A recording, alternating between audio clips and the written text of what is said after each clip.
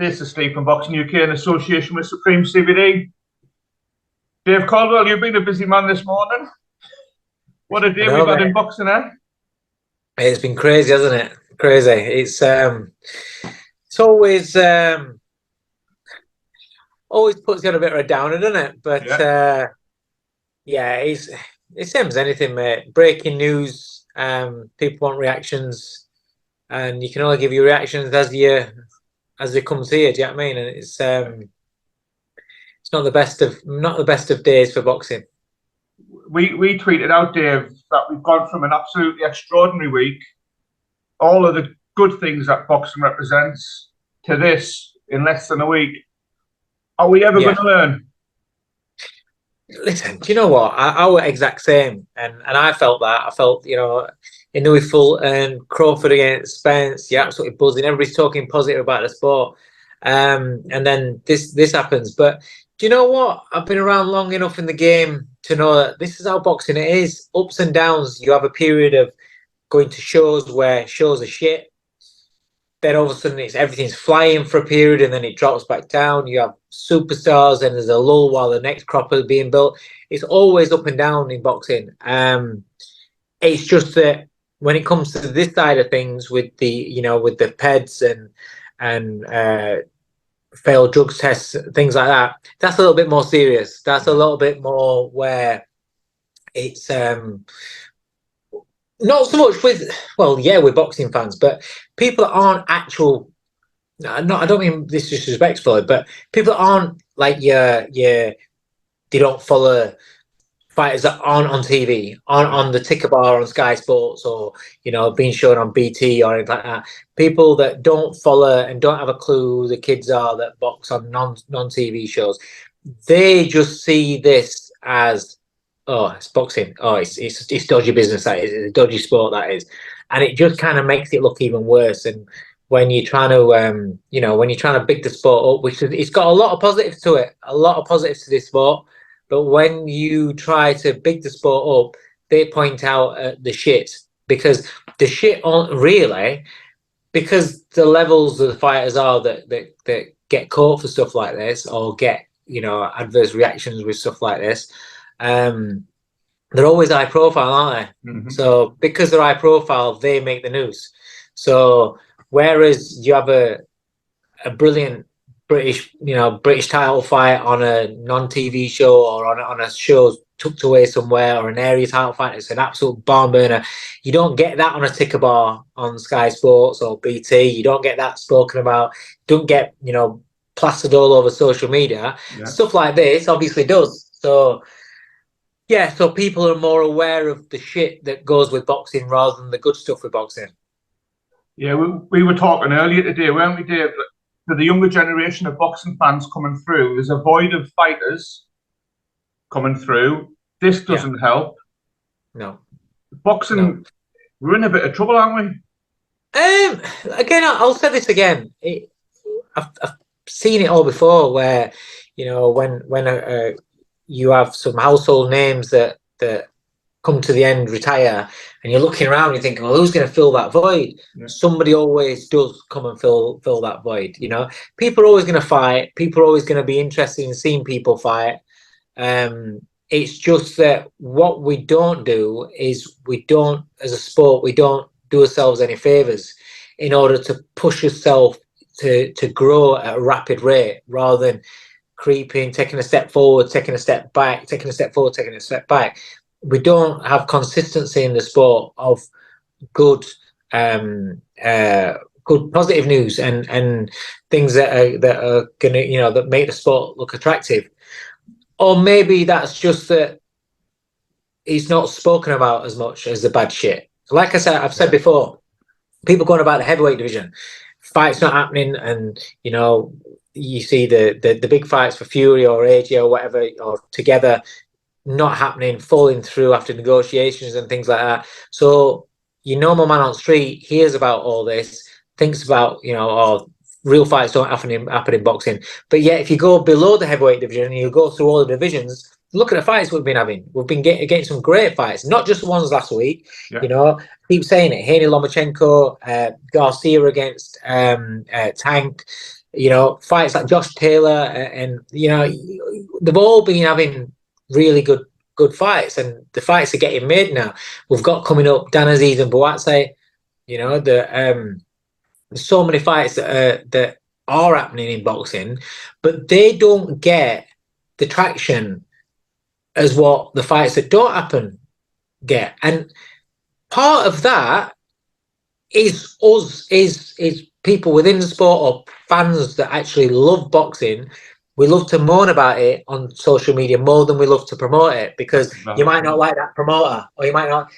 Don't give a shit about who the promoter is. If the fight is a good fight, promote the hell out of it on your socials to attract fans, to make the sport better, because that's how it's going to grow. And the more it grows, the more it's going to snowball. And then shit like this comes along with today's news, with the failed drug test or the adverse findings, whatever you want to label you want to put on it. And so that's the big news, and that's what everybody jumps on and everybody wants to talk about. Yeah. Just for balance, Dillian's released a statement saying that he's innocent again, Dave. So we'll try and talk more generally. We've had fighters, Anthony Fowler, Dave Allen, have come out who were saying that they're clean athletes and this can't be fair and that somebody's going to get killed. What's the answer?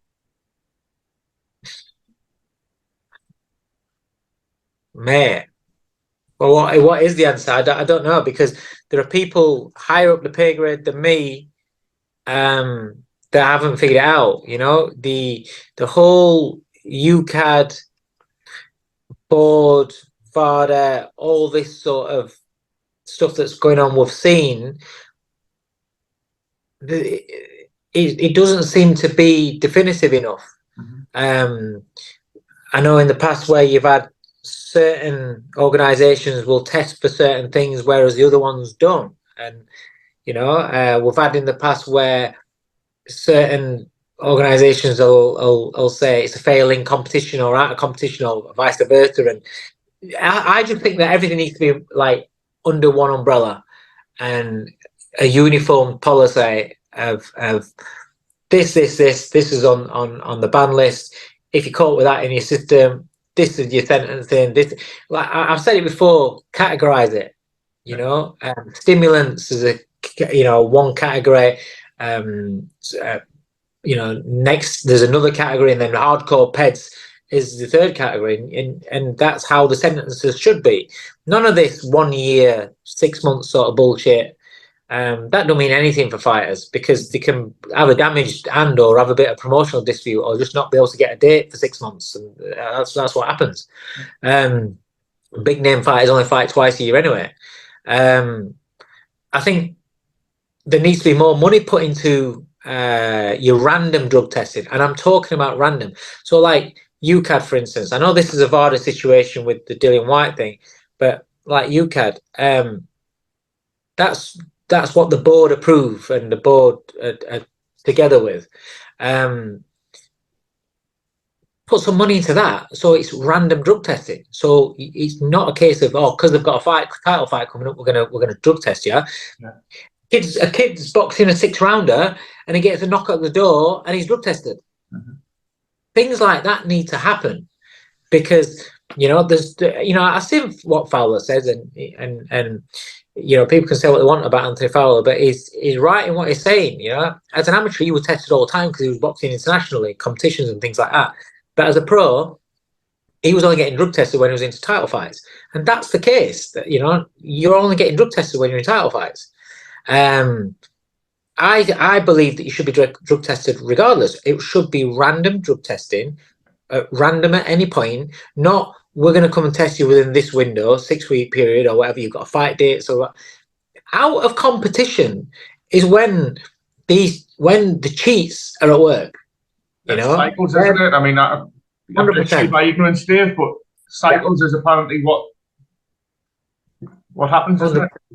100%. And a lot of this as well is what fighters aren't, even in title fights, their fight dates aren't getting announced until a short amount of 3-4 weeks before a fight. Fighting for whatever title, there you go. Oh, and then drug testers might be like, all right, okay, right, you're going to be tested or whatever. Well, let's go and see him. In the meantime, they're away from the spotlight sort of thing, just working away, doing what they're doing, and if they're cheating, they're cheating, you know. But it's in between fights that I believe that you know, a lot of these, when they're just getting back into camp, you know, just starting hitting the S&C sessions and stuff like that. That's where they're probably doing most of the juicing.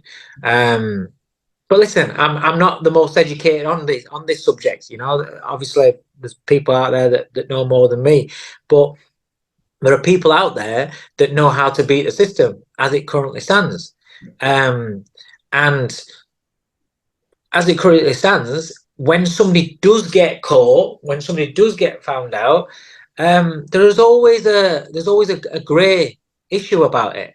It's, you know, it's, oh well, it's like when you hear somebody fail a drug test now, it's like, okay, right, there's not the same feeling as what it was a couple of years ago. It's now, it's like, oh fucking hell, another one. But then now you're waiting to find out what it is, and you're waiting to find out what the excuse is. Because guaranteed somebody has always got an excuse. Always. Mm-hmm. We've had it before. Meat, eggs, fucking, I can't even think off the top of my head other excuses, but there is always an excuse. And then obviously there's got to be an investigation into that, they're tracing what they've eaten, this, blah, blah. And it's just long-winded. And so my instant reaction today was, okay, obviously I'm gutted because of the show. I was looking forward to the fight. And I'm thinking, well, how long till this girl gets cleared up? I'm not, you know, it's like you're in limbo now. And so now you're going to have months and months where people can be saying to you, oh, what's latest on this? What's latest on this? Oh, what's going on with his ban? Is he banned? Is he not? Is it? And it's just, there's no real clarity on everything. Do you know what I mean? It's just frustrating. It's frustrating. And if you can't, if you can't give answers and you're working in the sport, what do you expect these people that are paying money to come and support the sport? What do you expect them to think of? Exactly. Rinse and repeat, I think, is the phrase I used earlier, Dave. And you can't blame the critics. It's almost due to the fire for those that don't be negative about boxing. Can I ask you a couple of quick ones, Dave, before you shoot off with your family time? Yeah. How will Anthony Joshua be feeling at this moment in time? Mate, he's been out in, fair play to him. You know, he gets a lot of shit. But he took himself off to America, and they supposedly got this Wilder fight for the winter, and he still took this fight on, and this, you know, this was a good fight, and especially when you're going into a massive fight like that, to take a fight anyway. Some people have just said, listen, just sit back, don't take a risk, go straight into a Wilder fight, ka-ching, and everything's good. But he decided, no, I want to fight. He's put his life on hold. He's gone into training camp in a different country. You got to remember, these fighters, not just Anthony Joshua, every single fighter that's out there, right? They're in the gym, working hard all the time. They're putting their body through shit, through hell. Your body's not built for what boxers go through. Then there's the sparring. I'm not just talking about sparring. Everything that they're doing is wear and tear on the body. It's putting everything, you know, putting everything at risk. Injuries, they're getting niggles, they're getting damage to themselves, and the sparring. They're going through all that. They want a fight date. And then when they come within a week to a fight and the fight gets called off, that's disheartening. That's very, very disheartening. So Anthony Joshua will be absolutely devastated. He'll be gutted. And people like to say, oh, yeah, but he's got loads of money. What does it matter? He's not, listen, it's not the money, obviously, the money there on different levels sort of money to everybody else. But when you're doing it, while you're doing it, you're not thinking about the money. You know, you're still putting yourself through the burner. You're still putting yourself through it, and you're still getting punched. If you're getting paid $1,000 for a fight, or you're getting paid a couple of million for a fight, when you're getting smashed in the face, it still feels the same pain. It don't dumb it down. Yeah. Honestly, it doesn't. If you break your hand or damage a ligament in training, it still feels the same. The paycheck doesn't matter until after the fight. So I know where people say, oh, yeah, but he's got this, he's got that. But once they choose that they want to carry on fighting and they're going through it, they're doing it for a reason. And he'll be gutted and he'll want to fight. But the problem is who do they get? Because this is where it doesn't matter who the promoter is. You've got to understand what the promoter's got to go through, because he's got to appease the fans. He knows he's going to get shit off the fans, because it's half of it is his fault by charging. I'm not just saying Eddie, I'm saying everybody or promoters. I just think charge too much money for ringside seats and for decent seats. I just think that it's too expensive, because boxing is supposed to be a working class sort of sport, but we're kind of like, it seems like you're trying to put it towards the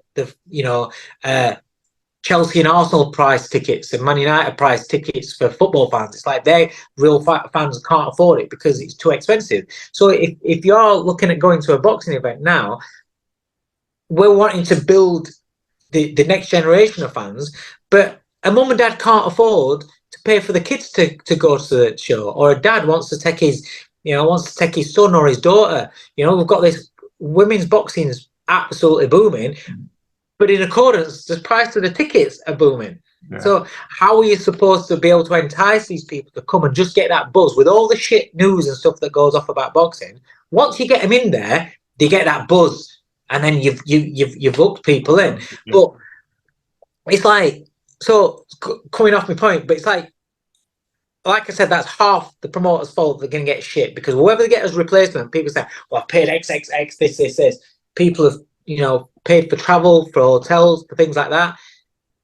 But at the same time, the promoter can't bring in too good an opponent that's going to upset the apple cart, because AJ's been preparing for Dillian. You can't then turn around and bring in a southpaw or somebody that he's not prepared for, or somebody's too dangerous.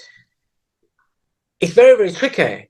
And then from a trainer's point of view, you're not going to want to risk the work that you've been doing to then go in and undo what you've been doing against a completely different opponent that you've not prepared for. The management are just going to be thinking about the Wilder fight and thinking protection. But then again, the fans are going to be thinking, well, I'm paying my money. So it's a very difficult situation for what happens next. That was the next question, Dave. The front runner of social media is anything to go by is Derek Chisora, which is worrying, if I'm being perfectly honest, regarding how Derek Chisora seems at the moment. Listen, I can always...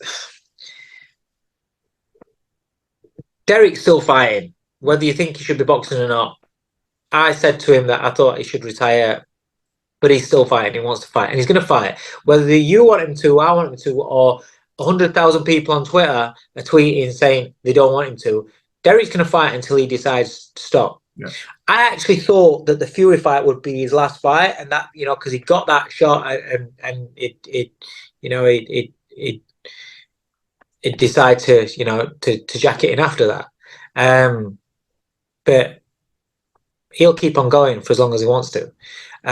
So for Derek, if Derek gets the AJ fight, that's his dream fight. So he'll be happy.